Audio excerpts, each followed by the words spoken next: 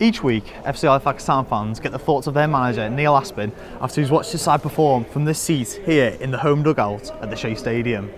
However, rarely do we get to hear about the stories from the manager's playing career himself. A fine career in the heart of the defence of the likes of Port Vale and Leeds United, so we thought we'd find out more from the people who matter here at FC Halifax Town.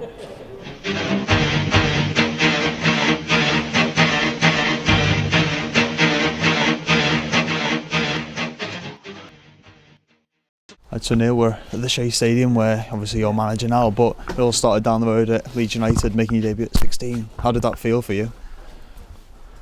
Well, it was obviously a fantastic occasion. It's so long ago now. I think it's it's about 31 years ago, but days like that you don't forget, and it was a fantastic occasion because I'd been a Leeds supporter at school and I'd always wanted to play for Leeds, so to get my chance so early and such a young age was really a dream come true. And did you see yourself primarily as a right back or a centre half back then? Basically, I see myself as a defender. I could play in a couple of positions, but I was versatile. And when you're younger, you're happy to play in any position to get a game. A turn by the full-back. One of Aspin's famous runs coming up. Will he have a dip? Yes! He scored! Oh, what a goal! Neil Aspin! What a lovely goal! Presuming making over 200 appearances, you enjoyed your time at Leeds United? Well, yeah, I mean,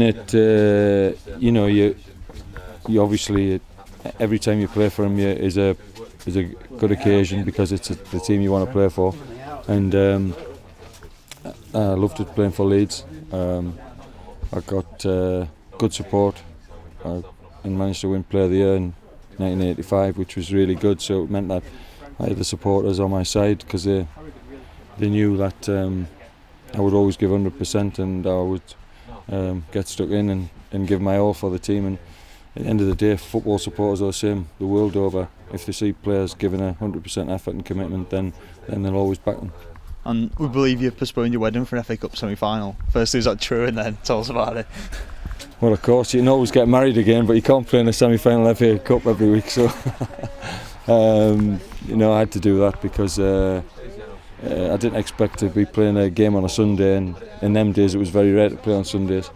But once I knew the semi-final was getting moved to a Sunday, then I had to change the date of my wedding. So, and like I said, we never got to a semi-final again. So I was pleased that I did have that occasion. So after that, you moved to Port Vale. So where was the thinking behind that? Well, at the time they were both in the same league, and Howard Wilkinson had signed a lot of players, and I wasn't the type of player that was happy just to sit in the reserves, which I might have had to do that season. So I asked to leave, not because I hadn't loved playing for Leeds, but I had to think of my own career, and I went to Port Vale, which, although it was a much smaller club, it was in the same league, the same standard of football. And to be honest, I became a sort of bigger fish in a smaller pond at Port Vale than I was at Leeds, and that I think that helped my career, and I ended up being captain, and I had 10 enjoyable years there. Mm-hmm. And I believe you're seen by many Port Vale fans a bit of a legend of the club, and then probably helped by being captain, so you're mainly the main man. Would you say that? Well, yeah. I mean, it's easier to be a legend at Port Vale than it is to be a legend for Leeds because of the players that they'd had in the history, and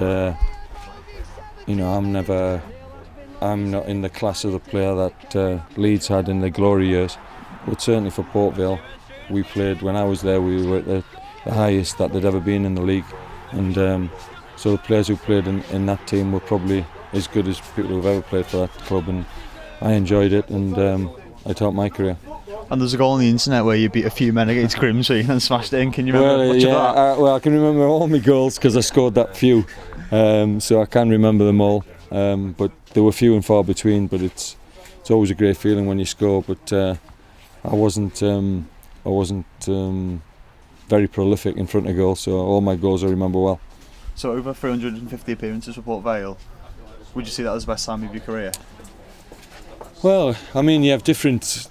I enjoyed various times. I enjoyed at Leeds, but you have your ups and downs. And the same at Port Vale. There was good, some years were better than others. But I actually had a very enjoyable year when I went to Darlington because we had a great set of lads, and the club was pushing for promotion we got the playoff final, and that year was very enjoyable as well. So, you know, all your time in football, you have ups and downs, but I don't regret the moves I made, and it was nice to be involved for 20 years. And after Darlington and Hartlepool, you moved into non-league. So did you kind of see that as a route into options after playing? Yeah, well, I think everybody who plays football would like to stay in football as a coach or manager, but there's only so many places available. And if you're not going to stay in the professional game, you'll then look to non-league to try and build a career. And that's what I did when I moved to Harrogate. Now, Neil is focused on his role here as manager of FC Halifax Town. After joining here in the summer of 2009, he led the side to 2 straight promotions before last season's playoff heartbreak to Gainsborough. This season, he's got us well placed for another top 5 finish. So we spoke to the people here who know him the best. Yeah, he'll say what's on his mind, which is what you want. You know, sometimes managers will try to dress things up or dress things down, but yeah, if he's been disappointed, he'll say he's been disappointed. If he's been pleased, he'll say he's been pleased. And he's very honest in what he says. A desire to win, a desire to be successful, and because of his vast experience, played at the highest level, he can impart that knowledge and experience into his players. So, yeah, in answer to your question, what's it like to work with Neil Aspin? Great. But yeah, in terms of my relationship with Neil, yeah, he's always has time for a word, you know, for myself, for Sherman, player, for anyone else, when he's got 1,001 other things to be doing. But yeah, great guy. So do you ever fancy putting on the Halifax shirt these days? No, not at all, because I've always said if I can't get a team, that's, you know, if I have to play myself, then it means we're really struggling for players, and we'll never be that bad that I would consider making a comeback. And to be honest, if I was to play now, I think you'd be needing a stretcher on the touchline, because I don't think I'd last very long. So pretty much you've enjoyed the transition between playing and managing? Yeah. I mean, I don't enjoy nights like tonight where we've lost in a game where we've dominated. That's frustrating, and it means that you go home.